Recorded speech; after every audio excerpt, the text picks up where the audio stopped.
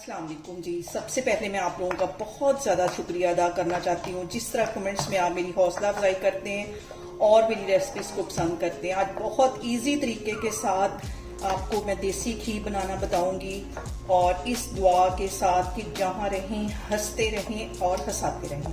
तो चलें जी इसे मिलके बनाते हैं। और यहाँ पे देखें जी बहुत ही आसानी के साथ आपको मैं देसी घी बनाना बताऊंगी बगैर ग्राइंडर गंदा किए या बगैर ज़्यादा बर्तन गंदे किए, बहुत आसानी के साथ। यहाँ पे मैंने 1 हफ्ते के बलाई जो है वो इकट्ठी कर ली। इसमें तकरीबन 4 टेबल स्पून के करीब दही डाल के इसे 1 घंटा पहले फ्रिज में से निकाल के रख दिया। और इसे मैं डाल दूंगी एक कढ़ाई में, अच्छी तरह साफ कर लेना बर्तन। यहाँ पे देखें जी जिससे हम लस्सी बनाते हैं उस मधानी के साथ या इस सिंपल चम्मच के साथ भी बहुत आसानी से मक्खन निकल आएगा।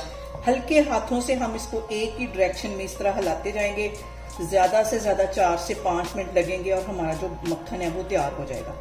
और इसमें मैं डाल दूंगी थोड़ी सी बर्फ़, क्योंकि मौसम अभी गर्मी का है तो गर्मियों में थोड़ा सा अगर ठंडा पानी या बर्फ़ डाल दें तो जल्दी मक्खन निकल आता है।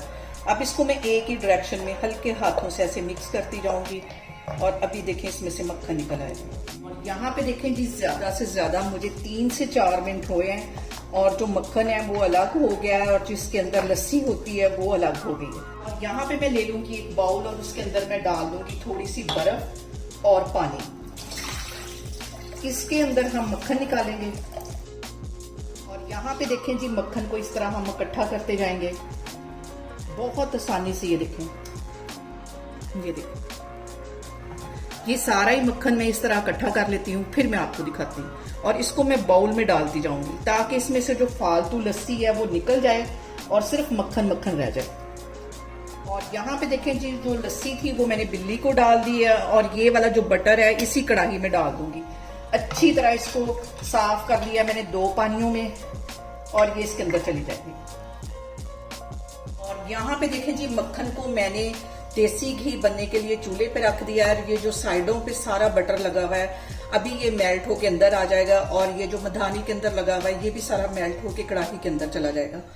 और यहाँ पे देखें जी देसी घी को पकते हुए तकरीबन 3 से 4 मिनट हो गए हैं और ये मधानी और जो साइडों पे मक्खन लगा हुआ था वो भी सारा एक साथ इसके अंदर आ गया है। अब इसके अंदर मैं डाल दूंगी 1 टेबल स्पून के करीब ये गंदम का आटा। इससे ये होगा कि देसी घी में से स्मेल नहीं आएगी जो अजीब सी आती है। ये डालने के बाद बिल्कुल हल्की आग पे इसको मैं छोड़ दूंगी 10 से 12 मिनट के लिए। तो और यहाँ पे देखें जी देसी घी हमारा जो है वो बन गया है। तकरीबन 1-1.5 मिनट के लिए इसको मैं मजीद पकाऊंगी ताकि अच्छी तरह इसकी जो इसके अंदर लस्सी है या दही है वो पानी उसका ड्राई हो जाए। और यहाँ पे मैंने ले लिया एक बाउल, उसके ऊपर रख दिया छन्नी और 1 चम्मच ताकि हमारा जो बाउल है वो टूटे ना। और ये जो घी बन गया है इसको मैं इसके अंदर छान लूंगी।